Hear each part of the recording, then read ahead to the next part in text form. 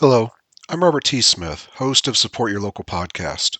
I want to take a moment to remind you to hit that fast forward button. That is, unless you want to hear about something good being done. Anyone who knows me knows that I love bowling. In 2016, I founded the Smith Family Bowling Scholarship Foundation, intended to honor my father's hard work and dedication to community service and award scholarships to youth bowlers throughout the nation.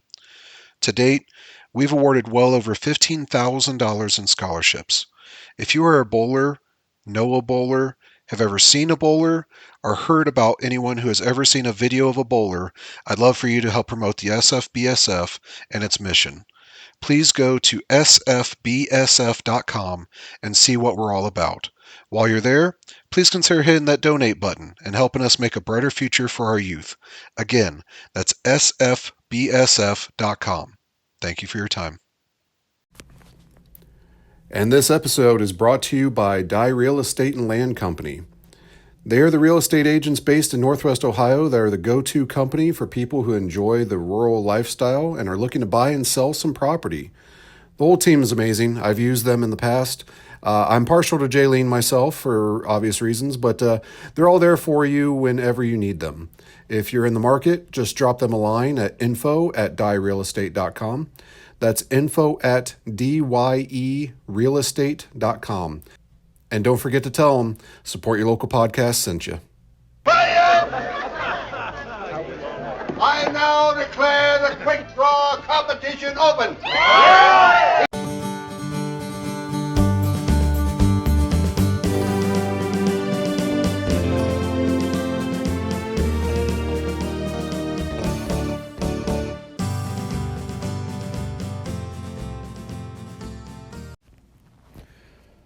Howdy, everyone. Pull up a chair, kick up your boots, and take a sip on a nice cold brew. It's the Quick in the Pod, the Season 2 episodes of the Support Your Local Podcast show, where we take a look at the 1995 Western classic The Quick and the Dead by Sam Raimi. I am your host, as always, Robert T. Smith, coming to you from beautiful Tombstone. Yes, that one. Today we are going to start our chapter 22, Kid versus Herod. Right where we left off, a wide shot of the kid at one end of the street and Herod is at the other. Definitely very, very beautifully composed shot by Raimi and the cinematographer. Captures kind of the Sergio Leone-esque showdown, but with a little Raimi flair, as you know, we have to have some zoomage. We cut to Herod, and he's telling the kid to drop out, that he had already made his point, which is an interesting part. You know, Herod is not 100% evil. He's not 100% the big bad guy. That there's obviously something going on between him and the Leonardo DiCaprio character, to where he doesn't necessarily want to kill him, and or maybe even a little bit of fear of being killed by him. But I firmly believe, as we saw with everybody else, that, you know, if this was anybody else that was standing right before him, he wouldn't be trying to talk them out of it. But this is really Herod's chickens come home to roost, if you will, because he's the one that made the condition of the following rounds to be to the death. So he's faced with a situation where he's either going to have to kill Leonardo DiCaprio or vice versa. So just an interesting character touch. Unfortunately, it does fall on deaf ears. The kid does not take the opportunity, and he even goes so far as to proclaim to the crowd that Herod is only as invincible as he is because the crowd believes he is. And the little speech goes on, and we see various members of the crowd as he's saying it, particularly Herod, and then the lady standing next to court, and they just don't seem to be buying it. I'm pretty sure that they all know that Herod is just fast. You know, it's not a matter of him being invincible. It's not a matter of a mind trick, though obviously the psychological warfare would play a part in it somewhat, as it does in all competition. But at the end of the day, Herod is a really fast gunslinger. That's just a fact. Raimi Cam runs wild once again, and we get Dutch angle zooms in on the kid and Herod and Maddie Silk, Pat Hingle, the clock, and finally the clock strikes, causing both of them to draw. We see Herod's draw first, but there's a very quick cut to Herod grimacing, and he slaps his left hand onto his neck, and then as Ratsy reacts, Herod finally tumbles back onto his back.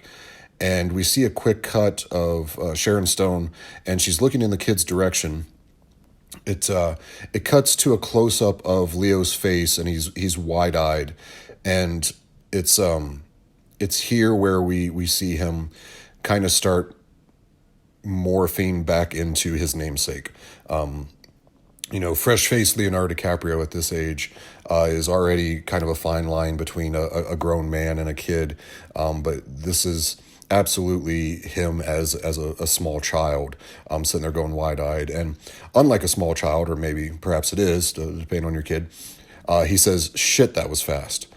And we find out quickly that it wasn't his own hands that he was talking about, like it was with Scars, but unfortunately, he tumbles backwards out of frame, and it begins to show a concerned crowd and a very distraught Maddie Silk behind him.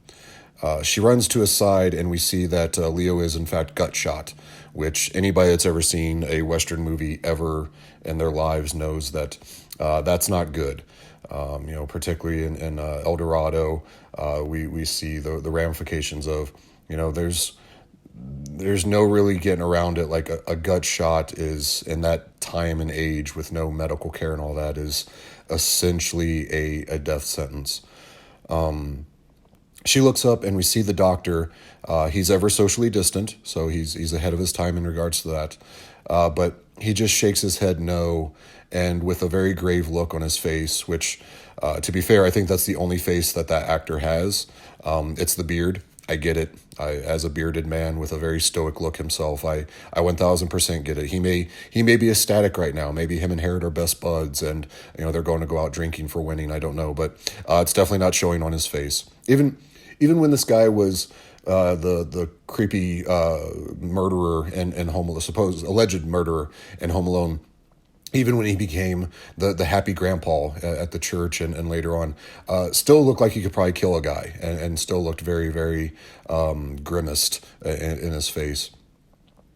We cut to Pat Hingle, and he's looking in the direction of Herod, and much to Pat Hingle's dismay, Herod is slowly getting back up. Not like Michael Myers, it's not like he's coming back from the dead, but he's obviously to some degree okay. The lady also runs over to help the kid, and they're both trying to put pressure on the wound. DiCaprio is crying, and he's asking if he got him. And Stone truthfully replies that, yeah, he did get him, which isn't a lie. He did, in fact, his bullet did, in fact, strike Herod. It did do damage, so he did, in fact, shoot Herod. Unfortunately, not nearly as fatally as he probably would want. But so he follows up with the question of, did he kill him? Which, again, to Sharon Stone's credit, those are two completely different questions. They're not necessarily meaning the same thing. She and to her credit as well, she doesn't lie. She lies by omission. She never outright answers the question. She just replies that you sure were fast. And the look of dread and doom over Leo's face when he knows what that means, and he immediately begins to bawl. And he's saying that he doesn't want to die. And it's 1000% great acting here by Leonardo DiCaprio. Props to that.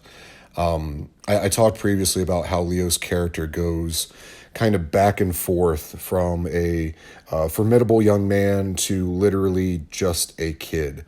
And this is a great example here. It started with the first shot of, shit, that was fast, and just kind of continues throughout the scene.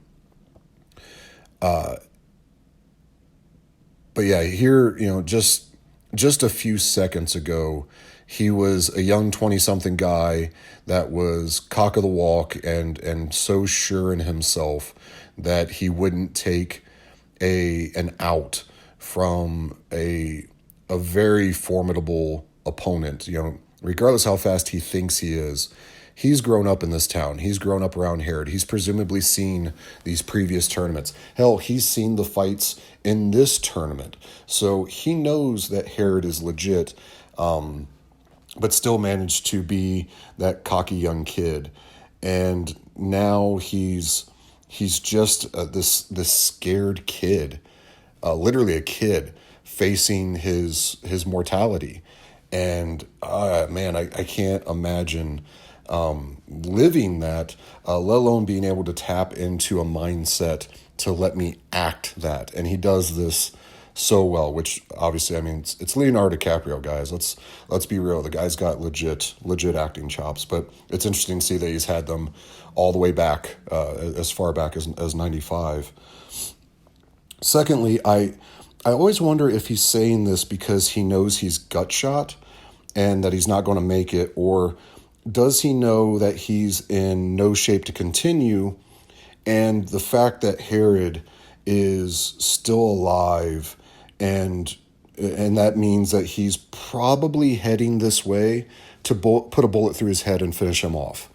So I always wondered kind of that dichotomy of, is it just him facing his mortality from the gut shot, or is he genuinely scared of, not only am I facing Herod and I'm hitting that reality in my mind, I'm no longer in my own mindset of being invincible as a 20-something, young, dumb, and full of cum kind of kid.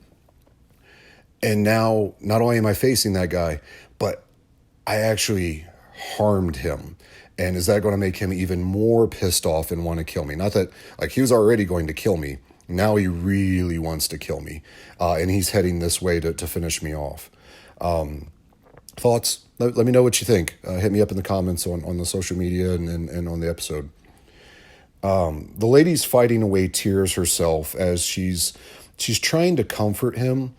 And we see this looming shadow of Herod as he approaches. And it cuts over to see he has a handkerchief to his neck wound. And Leo reaches his hand out to him. And I would assume it's a last-ditch effort to ask his father, or who he believes to be his father, for acceptance and quite frankly, help. But it passes away before Hackman would do so, which I'm going to guess he wouldn't have. Stone closes Leo's eyes now that he's passed on, and we see Hackman looking down at all of this. And with the amazing acting that Hackman can do, he is visibly upset to the degree that this character would allow himself to be. He was never going to break down in tears and sob over the body of his supposed lost son. That was never going to be. But to see what regret that he has on there was a nice subtlety touch in facial acting for Mr. Hackman. We've seen that mischievous gleam in his eye and the look of happiness and pleasure from him. But this is a step away from that, and even further than the disappointment he had earlier when he found out that Leo had challenged him. He's, and I believe this, he's looking down on his son, and he's speaking almost as if he's giving a eulogy. And however, the eulogy is not exactly heartfelt, as he says it was never proved that he was my son. He glances to the crowd around them, and he realizes that he's being watched. And he continues, it was the farmer that, ... he wasn't mine, ... And his voice actually cracks. Whether that's from having a bullet in his neck, I don't know. It looks like it was just a glancing wound off to the side. But when he's stared down by the lady, he pleads with her that he gave him the opportunity to stand down and he didn't take it. and it's very accusatory, and you can tell he's distraught at why Leo wouldn't just take the offer. Something that, as I said previously, he wouldn't have given to anyone else other than his son. And he has to leave before he finishes. And that's about as close to an emotion as we're probably going to get from a guy like Herod. Plain and simple. But Gene Hackman, my God, he acts this to a T. He walks back to his house as Maddie's still crying over the body, and Pat Hingle approaches, as does the Undertaker and several other townsfolk. And Sharon Stone cradles the back of Maddie's head and gives her a kiss and tussle of her hair. And it's interesting to see that, knowing the dynamic that these two had with the kid. And again, I'm still curious as to what level Maddie even knows what happened with that. I mean, the preacher knows. He bore witness to her going into his shop that first night. But how much of the townsfolk just saw him throwing up in the alley and didn't see the aftermath? Sharon Stone walks off as the crowd picks up the kid's body, and they begin to carry him off. It's a great contrast from what we've seen previously on how bodies are treated. It's nice to see Leo get the Warriors' respect, but also speaks to how the town is noticeably more subdued as this tournament goes on. The crowd carries him off, and Maddie stops a few feet back. She picks up the kid's hat, and she looks like she doesn't know what to do with it. She flips it around, and it almost looks like she's going to put it on her head at one point. Perhaps there's a sequel idea out there where Maddie becomes the Sharon Stone character, avenging the death of her husband. So I feel bad for Herod if he, in fact, wins this tournament. He may have a pissed off Maddie Silk to deal with. We cut to Sharon Stone sitting in the kid's shop, and she's looking at the picture of him as a child dressed up like a bandito. And I'm sure that Maddie is busy with handling the kids' arrangements and all, but what if she walked in and saw this? Again, it's an interesting dynamic between those two, but that's her husband that was just shot, her being Maddie Silk. And here's this lady who's kind of been involved, kind of not been involved in a lot of the day-to-day with my husband, and now she's sitting in his shop, just hanging out, mourning him and looking over his stuff. It's just interesting dynamic there.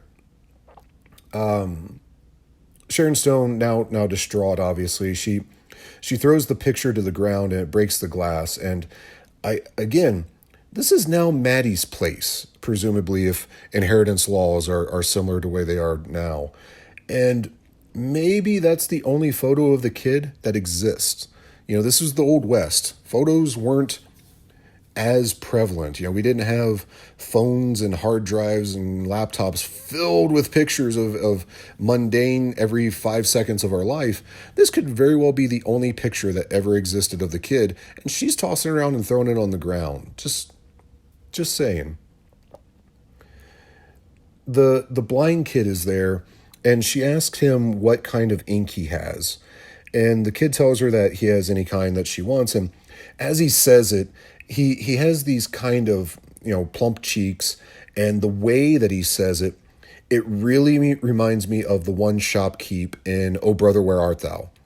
And I was waiting for him to say, I can get you any ink you want. It'll be here in 6 weeks. Because as we know, redemption is some kind of anomaly. 6 weeks from everywhere. But for those that get that joke, props to you.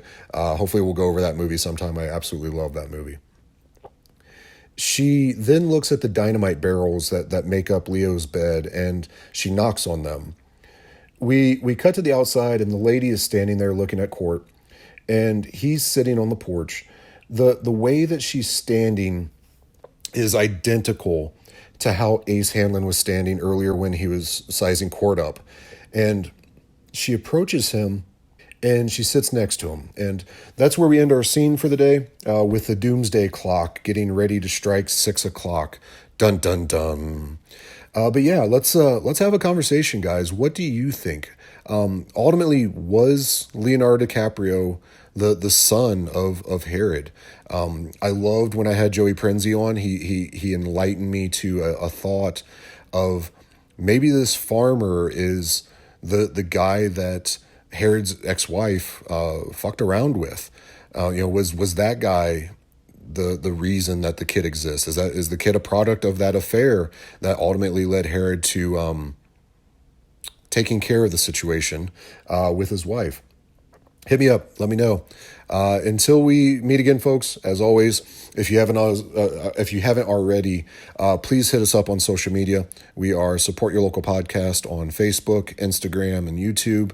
If you have any questions, comments, concerns, feedback, ideas for the show, ideas for movies coming up in the following seasons, please, please, please. I'm always looking forward to that. Hit me up on email. It is SUPP, your local podcast, @gmail.com. Rate and review us on whatever podcatcher you may be listening to us for. That's the quick, free, and easy way to help out the show the greatest. Again, this show is absolutely free. It always will be absolutely free, but it wouldn't hurt to get us moving up in the ranks. So I ask a free favor of you as my friends and listeners.